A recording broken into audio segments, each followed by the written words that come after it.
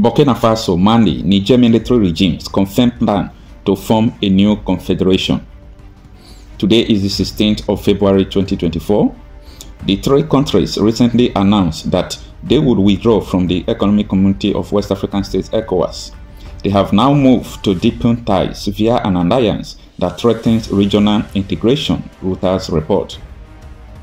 The military regimes in Burkina Faso, Mali, and Niger Republic plan to proceed with the establishment of a confederation, the Mali Foreign Ministry said on Thursday.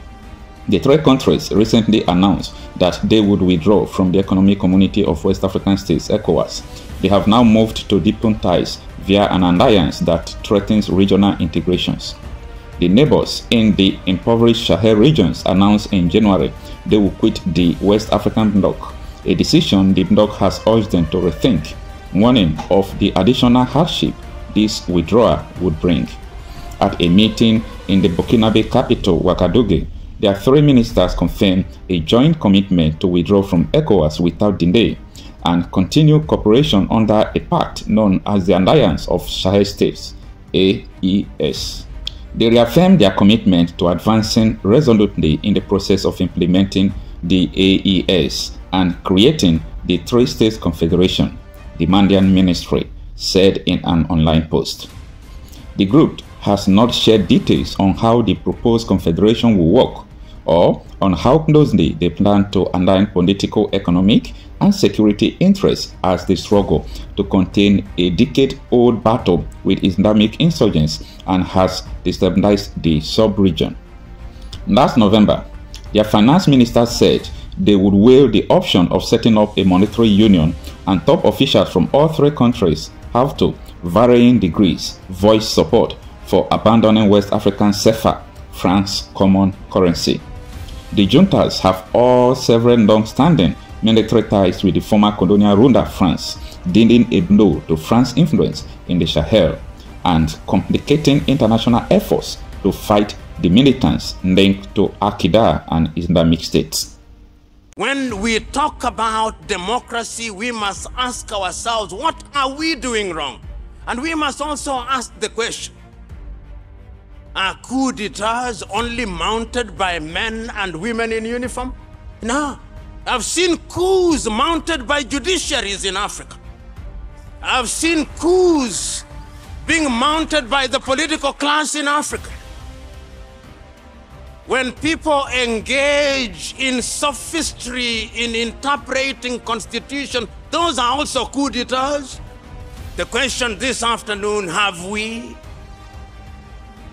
The question is, after all the countries regained independence and we started electing our leaders, did they change? Did they husband our resources in a better way? I can still remember in 1958 when the same Kwame Nkrumah invites leaders in Accra, Ghana in 1958 and tells them that we are not truly free. There is another project that has inherited colonialism. It is neo-colonialism. And I can remember him moving 2 years later in Casablanca, Morocco, and telling his audience, this independence that we think we have regained, we will lose it. We will lose it because the neo-colonizer has not left. He is with us, and he is using some of us, and he is the enemy from within that we must be wary of. And he did not stop there. 3 years later, in Addis Ababa, Ethiopia, 32 African countries are now independent. Each one of them, heads of state, talking about Africa, about African unity, about the need to have one army, about the need to have one government, about the need to have one currency, about the need to have a common unified foreign policy. But they listened to him not. And we had a weak organization called the OAU, which made its contribution, participated in the liberation of other African countries. But the question is Africa the richer because we regained independence? You will remember that even as we regained independence, the other countries still remained here. And it's only in the 1980s that we see other African countries regaining their independence. You'll remember the wars of independence in Angola. You'll remember the wars of independence in Mozambique. You'll remember the wars of independence in Guinea-Bissau and Cabo Verde. And you'll remember the last bastion of man's inhumanity to man in South Africa in 1984, preceded only by liberation from the regime in what is now Zimbabwe. The question is, the promises that our founding fathers made to us, have we fulfilled them as we talk about democracy and constitutions? Who brought the constitutions to us? Which constitutions do our traditional rulers operate from? Are they written? For whose interests are they written? As I talk about democracy and development now, I want you to cast your eyes across the continent of Africa now. Look at young people dying as they leave the coast of Senegal. When you tell them about democracy and elections, are you talking to them when they are dying? When they are dying in the Mediterranean, are you talking to them? If you go into a room where there are 10 young Africans, 8 of them want to run away from the continent of Africa, even in countries where there are so-called constitutional governments. This is the Africa that we are talking about today. When you go to Australia, Europe, and America, young Africans are being humiliated. If you doubted it, you only saw what happened in Ukraine when the war broke out. See how Africans were being humiliated. The question that we are asking today, and the question that is alive and well today, and the debate that we ought to wrap our minds around today is, what is democracy? Whose democracy? Is there a possibility that we who are gathered here today, as Carter G. Woodson said in 1933, we are so thoroughly miseducated that in fact, even when we think we are getting it right, we are getting it wrong?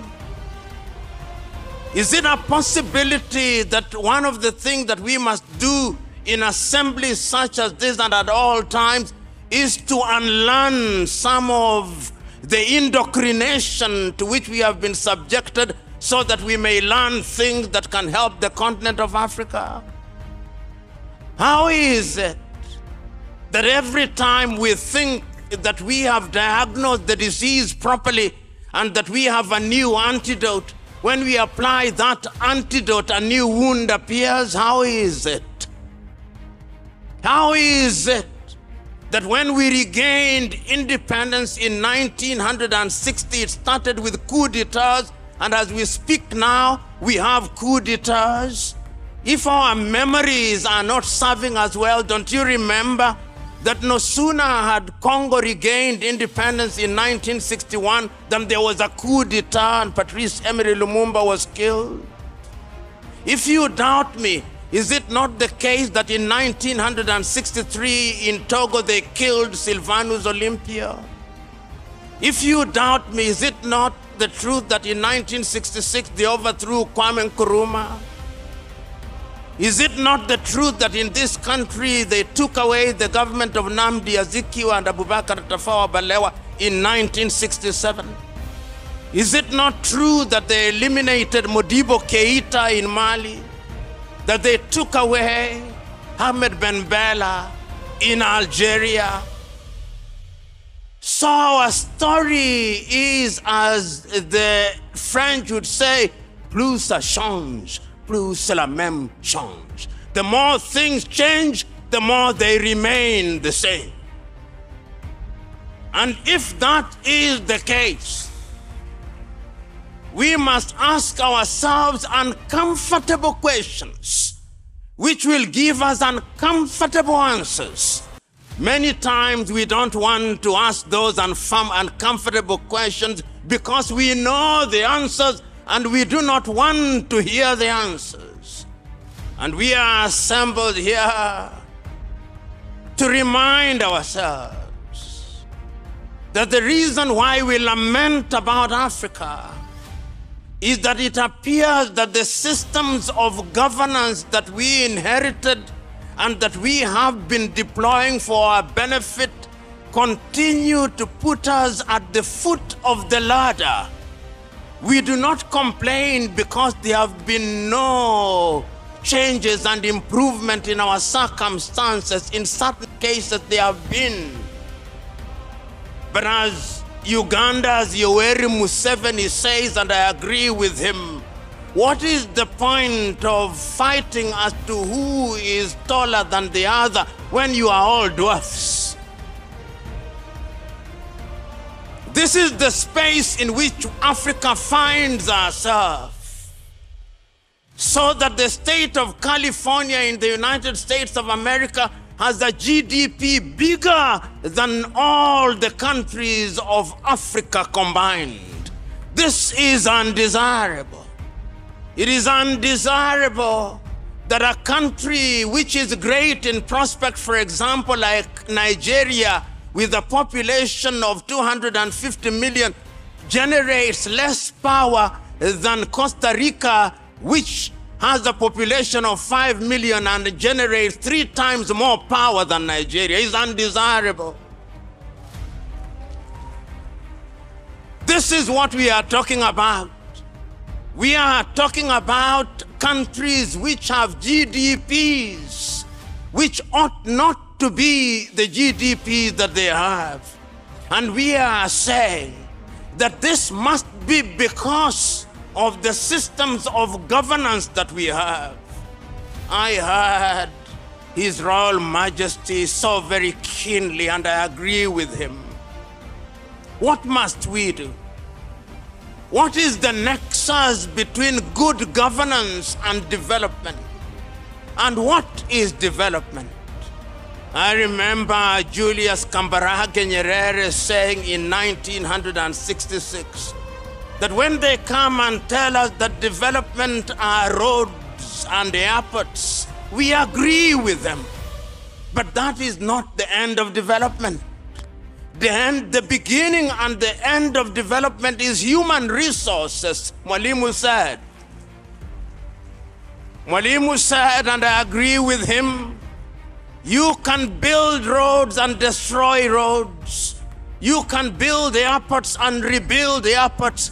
But when you build human beings intergenerationally, the airports that you destroy come out of their minds. So we must also redefine what development is. We have seen countries where edifices were christened to constitute development, and they were destroyed in the twinkling of an eye. But the human spirit is resilient and is constantly seeking liberation. The human spirit is constantly yearning for something to fulfill it. And that something is what sometimes we refer to as the social contract. That no man or no group of men who have arrogated to themselves the monopoly of knowledge and wisdom must never ever assume that they are God's gift to man, to govern and rule them as they will. That is the duty of men willingly to surrender their will to men that they may govern them. So the next thing that we must interrogate in Africa is who is a leader. Because we have too many individuals in Africa occupying offices who are not leaders, they are merely misleaders. And the time is now, therefore, to ask ourselves, and I can still remember your now immortal words, Honorable and Excellency President, in 2015, when you said so very ably that your ambition was not worth the blood of the people of Nigeria. When you spoke those words, I do not know what came to your mind, but you must have received a sudden enlightenment, because those words underlined the fact that men must know when to stop.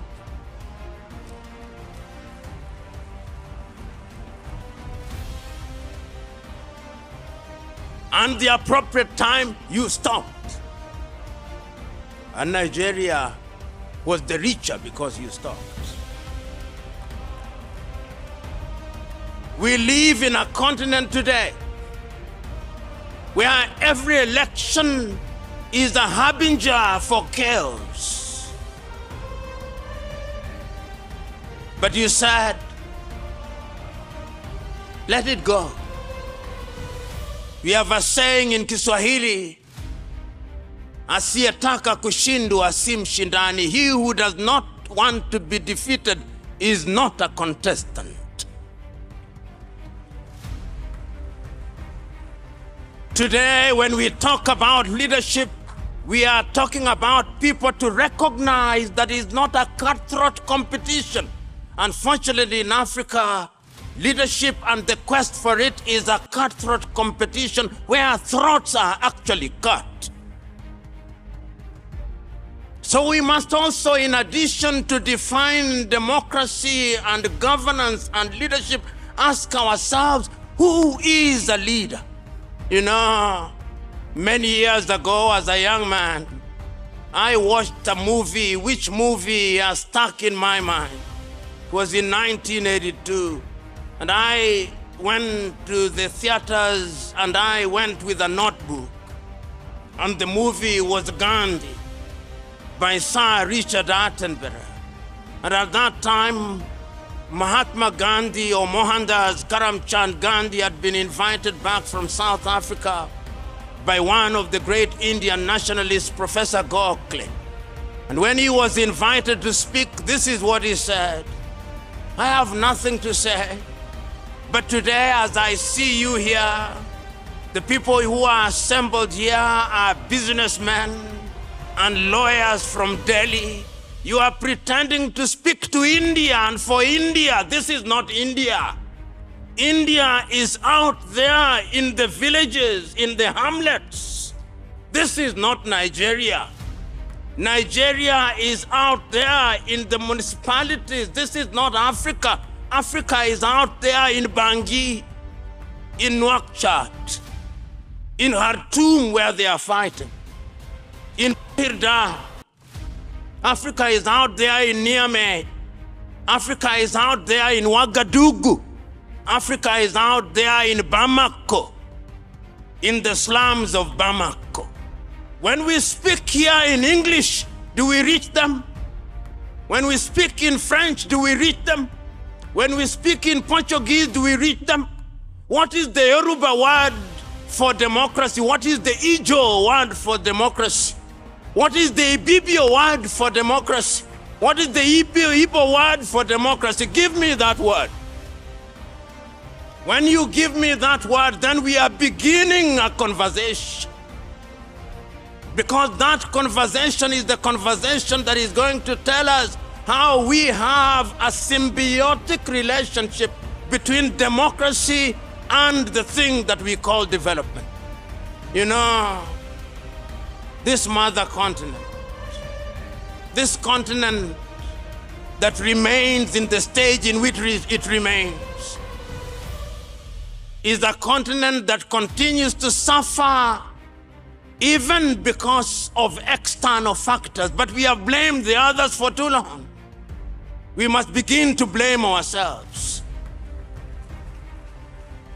Oh, we have blamed the British, and they deserve to be blamed.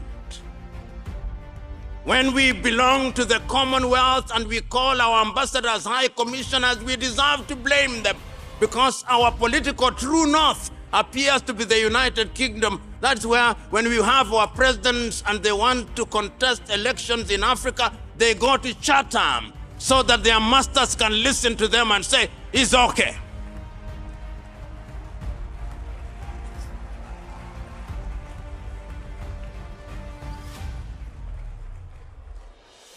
So we can blame the British and they deserve to be blamed. We deserve to blame the French because before you are elected into one of their countries, you've got to go to Paris and they've got to say, c'est la vie. Then they say, très bien. And then we know that you come back home and you are simply a manager of a plantation. And if you had any doubt about that, just see what is happening in Niger when the French president says, I will not remove my ambassador. And Africa says nothing about it. And even when they say anything about it, they say it mutedly and they sanitize their language lest they annoy Paris. And the same happens in Portugal. The same happens with the Belgians. I look forward to an Africa where things are done in the continent of Africa. And this continent of Africa has tried, and there is no shortage of individuals who have tried to link democracy and development. In our midst, we have leaders. We have the two former presidents here who served well.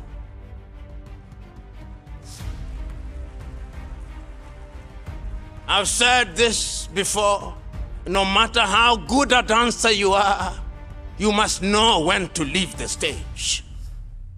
There are too many dancers in Africa who think I'm the only dancer in town. And until God calls me, I'm not leaving the stage. Such dancers will be removed by men. And that is how I explain the coup d'etats that are coming here. In 1964, talking about the military interventions in civilian government, this is what Kwame Nkrumah said. The military have no business interfering with civilian governments. But if civilian governments misbehave, it may become necessary for a short period to disrupt their agenda so that they can midwife a new dispensation. It is in this context that we must understand the military interventions.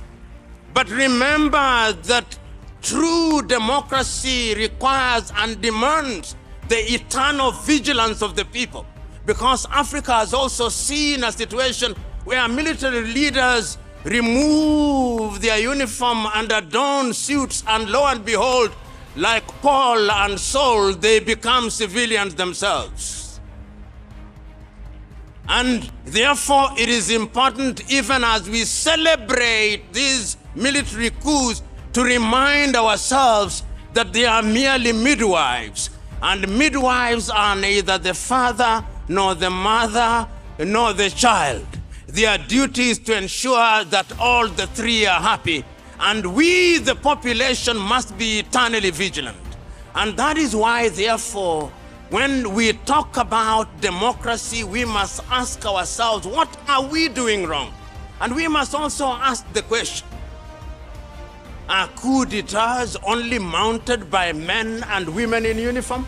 No. I've seen coups mounted by judiciaries in Africa.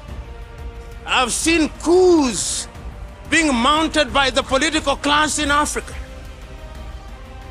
When people engage in sophistry in interpreting constitution, those are also coup d'etats. And I would want us, therefore, as we talk about strengthening democracy, we must also talk about strengthening institutions. Whether it is in Kenya, whether it is in Zimbabwe, whether it is in Nigeria, whether it is in Ghana, we must have a culture of respecting institutions. Sometimes in Africa, we behave as if institutions work on their own motion. No. institutions are as strong as the men and women who occupy them. If you have wrong men and wrong women in office, no matter how strong the institution you claim to be strong, it will not perform, because the history of nature is one: garbage in, garbage out. And if that is the case, therefore, we who are gathered here and talking about governance, this is serious business. What we are talking about here is serious business. I want you to look at Africa now with me. In Sudan, in Khartoum, because of bad governance and absence of democracy, no schooling going on in Khartoum. If you are a university professor, no university to lecture at. There is no agriculture going on there. There are no health services going on there in Khartoum. The things that they built, they are destroying. It will take generations to rebuild Sudan. We are talking about development. In the health sector, all the children that ought to have been vaccinated will not be vaccinated, which means that all the diseases that we had conquered will come back again, so that the health burden will be that heavy. No food is being planted, so that we'll once again be importing rice and wheat from Ukraine, which is at war. Look at the Sahel now. Mali is de facto divided into two, no agriculture going on. So that you will be importing chicken from Brazil, chicken. No agriculture. I'm talking about development, brothers and sisters. If we are sick because there is no research going on in our universities, no research. We receive medicine from India, from China, and we take the medicine by faith because we do not know what they contain. Our bureaus of standardization have no standards for these things. And if you doubt me, only recently we had the syrup imported from India. How many children did it kill in the Gambia? We have no standardization. So we are talking about serious business in Africa. Go to the Democratic Republic of Congo, the eastern part of it, over 120 armed groups. The busiest airspace in the continent of Africa. The rest of the world is taking our resources. There is a new scramble for Africa.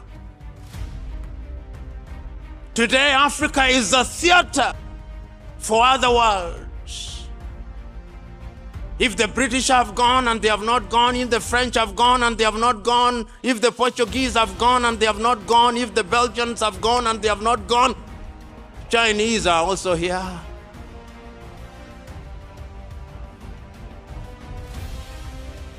They are here. Building roads, building stadia. The Turks are here. The Qataris are here. The Russians are here. And yet Africans somehow believe that when we remove one slave master and we bring another slave master, then it's better. So we hear Africans praising Wagner in Russia. African intellectuals. I think the president of ECOWAS called them pseudo-intellectuals. An appropriate and heavy English word. The question, therefore, is what must we do? Because there is a neo-colonial project and there is a new scramble for Africa. And Africa is moving from pillar to post, passing declaration after declaration. Africans are good at passing declarations. The Lagos Plan of Action of 1980. to develop Africa. Did we fulfill it? No. The Yamoussoukro Declaration on Free Airspace, 1988, have we fulfilled it? No. The Abuja Declaration of 2001 to spend at least 15% of our budget in health, did we fulfill it? No. The Malabo Declaration against terrorism and unconstitutional changes of government, have we fulfilled it? It is as if it was steroids to tell others now that they don't want it, let's have it. Malabo. The Maputo Declaration on the rights of women, and all these, have we fulfilled them? The time is now that Africa should stop attending meetings. We should only have periodic meetings to ask ourselves, how effectively have we implemented the declaration that we made? Because we are talking about governance. Otherwise, Africa is being tossed from pillar to post. I'm still talking about democracy and development. And you know, Africa is tossed like yo-yo. Their leaders are invited to the G7. Once the photo is taken, then they go. Recently, we were invited to something called the G20, and then we celebrated, then we go. Then we are invited to the BRICS, then we celebrate, then we go. Then we'll be invited to the G77, then we go. We are in the business of being invited to meetings. Ladies and gentlemen, one can go on and on, but I want to pose a number of questions as I bring my submission to the close. This continent of Africa, this continent that is divided into 54 countries, is it not the time now that we must examine what constitutes democracy? Is there something in our traditional governance systems that we can take and help how we govern? Is there something like that? This is a question that I want us to consider. Is there a possibility that the elections we hold, that we do not understand, are the actual disruptors of our democracy in Africa? That we spend so much time in them, and that the only thing that lacks in African government is actually trust? Do we trust each other in Africa? I want to pose, where does Nigeria print her ballots? Is it in Nigeria? The answer is no. Does Kenya print her ballots in Kenya? No. Does Zimbabwe print her ballots in Zimbabwe? No. This is part of the problem. Trust. The third thing that we ask ourselves, do we prepare our leaders or young people to take over leadership in an environment that is understood by the population? Or we think that leadership is something that is God-given to us and must never surrender? The question is, can we learn from others? Can we learn from others and implement creatively? The fourth thing that we must ask ourselves, what can we do to create an environment where our resources are deployed in a manner that is understood by the society? These are the questions that I think ought to be alive in our minds. And I want to conclude with this. In 1997, the 6th day of March, the president of Tanzania, Mwalimu Kambarage Nyerere, was invited as a guest of honor on the occasion of the 40th anniversary of Ghana's independence, and this is what he said. He said, several years ago, Kwame Nkrumah told us to unite. We refused to unite. We did not want unity because we thought that unity would solve all our problems. No. But we knew that if we are united, then the world will begin to respect us. Because the world does not recognize our Tanzanianness or Ghanaianness or Nigerianness. The world only sees us as Africans. And the day we begin to make serious contributions in agriculture, in the science, in the arts, and in all other spheres of development, that is the day that the world will stop and begin to respect us.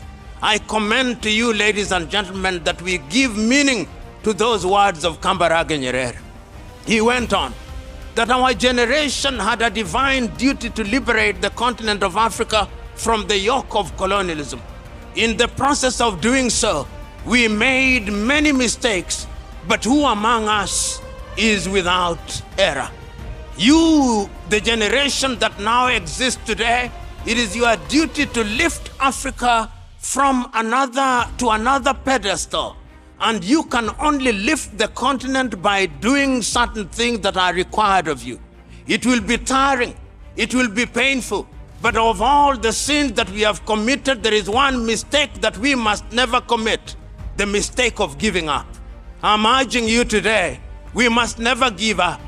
And I see Africa today, we have tried many things, Africa Agenda 2063, Africa Continental Free Trade Area. All these are efforts that are being made, and they can only happen in an environment where there is peace and tranquility. We promised ourselves that we would silence the guns in the year 2020. The guns are louder now. So as we are committing ourselves to this reality, I'm submitting to us that the continent of Africa has the ability. We have the human resource, which is the greatest of all resources. We have the natural resources, which can be harnessed through natural resources. We have men and women who can govern us. We have young men and women who are impatient. And if we are not very careful, this continent, which is great in prospect, will not realize our potential. The time is now. The time, therefore, is now. You leaders who are here, when you are seeking office, seek office that you may be servant leaders. The time is now. Those young men who are here, who allow themselves to be used as cannon fodder by individuals who seek public office on the basis of ill-gotten wealth, the time is now to reject their money. The time is now for Africans, wherever they are, to remember that development will never come unless we have good governance. The time is now that African institutions must not receive instructions from institutions outside of the continent. The time is now that we Africans must exercise the ghost of low self-esteem. The time is now that we Africans must not think that we are only good when we receive a seal of approval from heads of states of other countries. The time is now for Nigeria particularly to rise to the occasion. 1 in every 5 black men in the world is Nigeria. Don't let us down. Rise up and lead the continent. God bless you.